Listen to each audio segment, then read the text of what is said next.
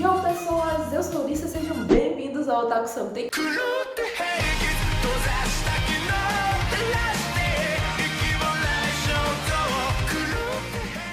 E hoje temos a parte 2 de Túmulo de Vagalumes.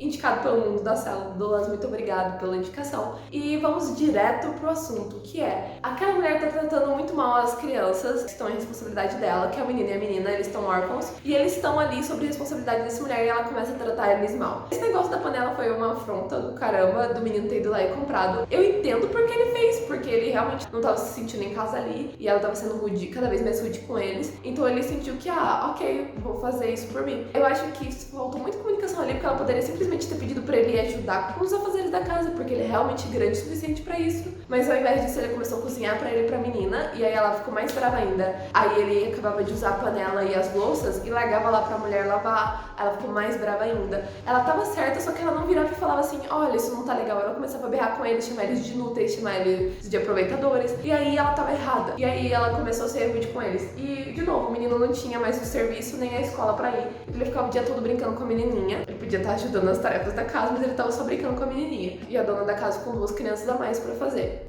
as coisas. E aí eles estavam lá cantando e tocando no piano, e a menininha rindo, que é importante, é bom, por causa que eles estão num tempo difícil. Ela perdeu a mãe, o pai dela tá na guerra, ela só tem um irmão, ela tá numa casa de um estranho, tem uma guerra acontecendo, bombardeio pra todo lado. O sorriso é tudo que a gente precisa, porque é o que mantém a esperança ali. Porque a situação do povo tava muito difícil, a comida tava sendo altamente acionada, ela é uma criança pequena. Mas a mulher fica brava, fica assim: por que vocês estão rindo? Por que vocês estão cantando? Vocês são uns vermes. Você é grande o suficiente pra ajudar a apagar um incêndio, que eu não acho que ele seja. Eu acho que os homens adultos que sobraram ali deveriam apagar.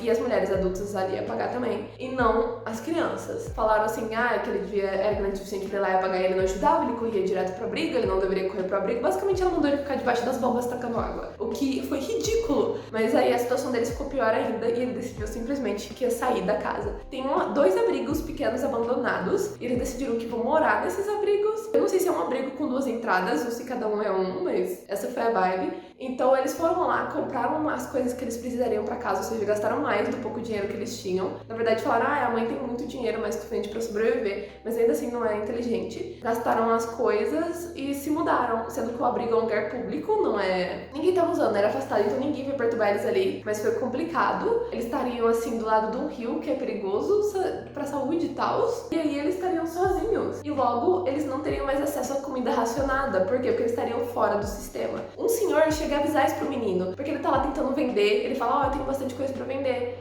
Eu tenho coisas pra... eu posso pagar bastante por isso. Só que a comida tá ficando cada vez mais escassa. Então ele fala: olha, pede desculpa pra mulher. Ela tá tratando eles mal? Ela tava tratando eles muito mal. Ela tava sendo muito rude, muito desnecessária. Isso não foi legal. Mas em vez deles tentarem outra solução ou pedirem desculpa, cara, antes de ficar vivo e sendo maltratado do que morrer, e eles decidem continuar por si mesmos. Eles, né? Porque a menina é muito pequena pra decidir alguma coisa. O irmão tá tomando todas as decisões por ela. E ela não tá reclamando. Ela realmente fica triste e se sente acuada dentro da casa, porque a mulher fica sendo muito má com ela, muito rude com ela. Acaba que eles decidem morar sozinhos de qualquer jeito. E logo eles não têm mais acesso a comida racionada. E ninguém tem nada pra vender e trocar pra eles. Graças a isso, a situação vai ficando cada vez mais problemática pra achar comida. Eles estão pescando ali, caçando frutinha ali. Mas isso não complementa tudo que eles precisam pra se nutrir, pra se manter vivos. Então o problema vai aumentando novamente, e eles começam a ficar um pouco magros. E aí é o ponto que eu falo: ele tinha duas soluções: ou ele pedia desculpa e voltava pra casa da mulher. É claro que ela podia não aceitar ele, ela podia aceitar ele e ter racionado a comida mais ainda e ter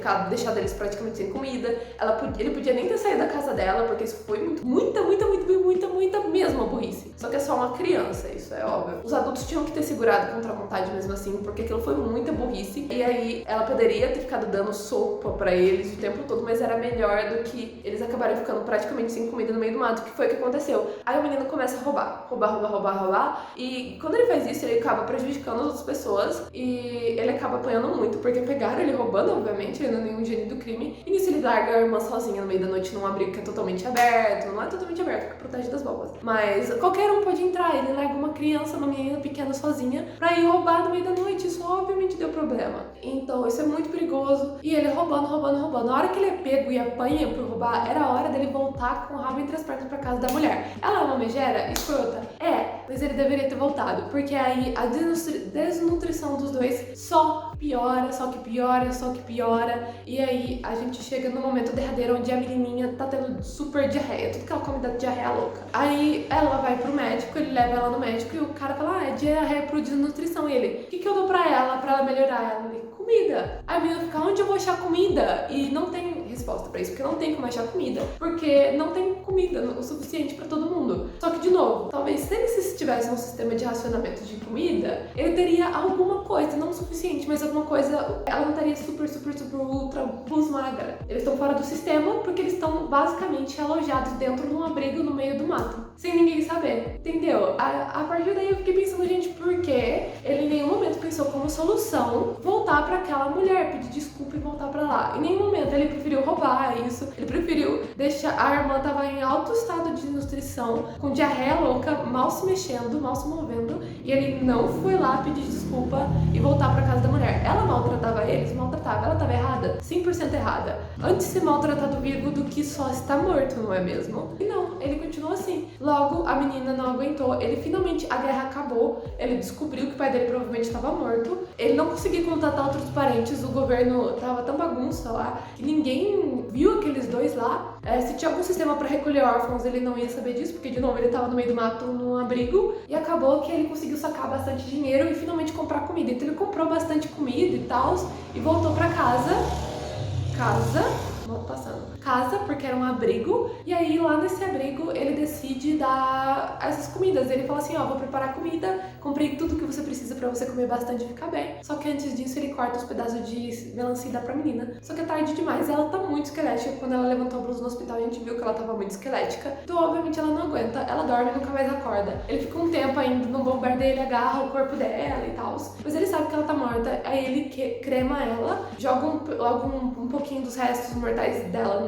na latinha. Essa latinha inicialmente tinha doce, ele ficava dando docinho pra ela. Quando acabou, ficou só uma bola de gude lá dentro. Ele joga uns ossinhos dela lá dentro e vaza. Ou seja, ele perdeu a mãe, ele descobriu que ele perdeu o pai, a irmã dele morreu de um jeito muito triste, ele se sente totalmente solitário, ele não atura mais, sabe? Então ele sai daquele abrigo e não volta mais. Eu não sei se ficou algum dinheiro na conta ou não, eu não sei se ele comeu toda a comida ou não, mas ele simplesmente viveu ali mais um pouquinho e vazou e saiu e não voltou mais. Ele não tenta mais lutar pra sobreviver, porque meio que a razão dele ele tava sendo a garota. E aí ele acaba do jeito que a gente viu no começo do filme, jogado na estação, super desnutrido, porque ele já tava muito magro e desnutrido, ele só não tava no nível da criança, porque a menina era muito pequena, né? Crianças são mais sensíveis, as pequenas são mais sensíveis que crianças um pouco maiores e assim por diante. Então, por exemplo, eu sou um pouco menos sensível que uma criança bastante menos sensível que uma criança de 12 anos. Então, por assim vai, uma criança de 12 anos é mais forte que uma criança de 6. Então ele aguenta mais, só que ele não tava mais lutando pra viver. E aí ele ficou lá na estação e ele morreu lá, do mesmo jeito que a irmã dele. Ele ficou magro, desnutrido e morreu.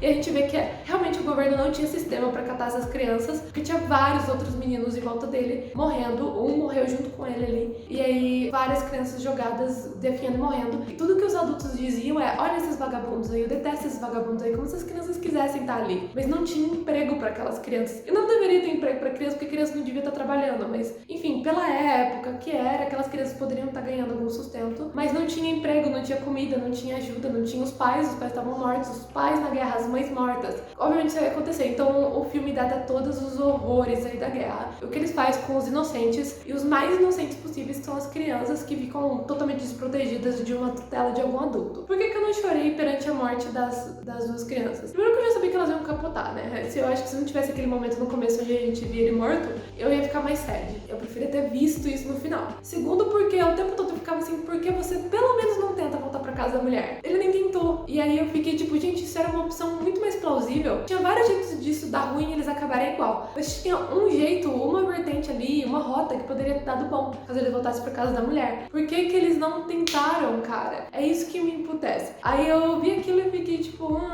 entendeu? Isso pra mim ficou uma ponta grande aberta, porque ele poderia simplesmente ter tentado implorar volta pra ela, antes estar vivo, comendo um pouco e sendo tratado mal, do que simplesmente estar morto. Sem falar que ele tinha uma criancinha pequena, que que ele era responsável por naquele momento e ele tinha que ter pensado nela, mesmo que aquela mulher deixasse os dois infelizes. Então, acho que isso pra mim pegou. Foi sim um filme forte, porque você vê todos aí os horrores da guerra e tudo mais. Foi bem importante, eu recomendo todo mundo dar uma olhada nisso, porque a gente tá num tempo que as coisas estão ficando muito mais agressivas e que tem gente que fala abertamente sobre soltar militar na rua, sobre devia fazer guerra país contra país. Gente, a guerra é horrível e quem se ferra somos nós. Mais inocentes na história se ferram aí com bomba na cara. Então, eu acho muito importante que todo mundo veja isso pra tentar criar um pouquinho de humanidade e empatia, mas acho que me impediu de chorar, que primeiro eu sabia desde o começo que eles estavam mortos, porque o filme mostra isso pra você. Eu acho que eu teria um pouquinho menos assim se eu achasse que eles vão ficar vivos até o final e aí rolasse isso, eu ia ficar mais triste. Então pra mim foi uma questão de time e também esse ponto de que o tempo todo eu me perguntava por que ele não tentou voltar pra casa da mulher. É claro que, de novo, ele é uma criança, ele não pode ser responsabilizado por isso, mas o tempo todo ficava na minha cabeça, por que você não volta pra casa da mulher, cara?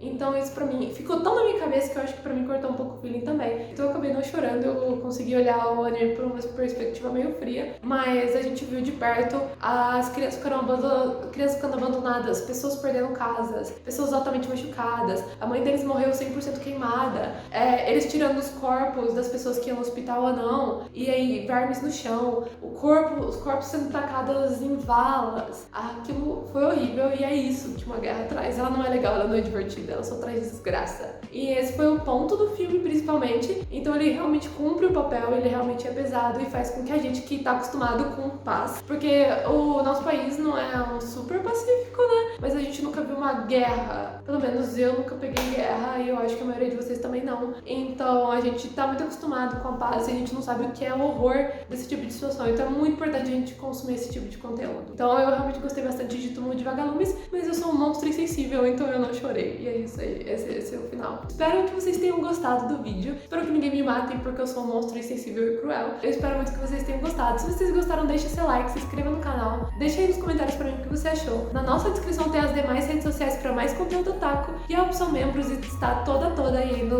aí embaixo, perto aí da descrição. Clique e dê uma olhadinha pra ver o que você acha. Até o próximo vídeo.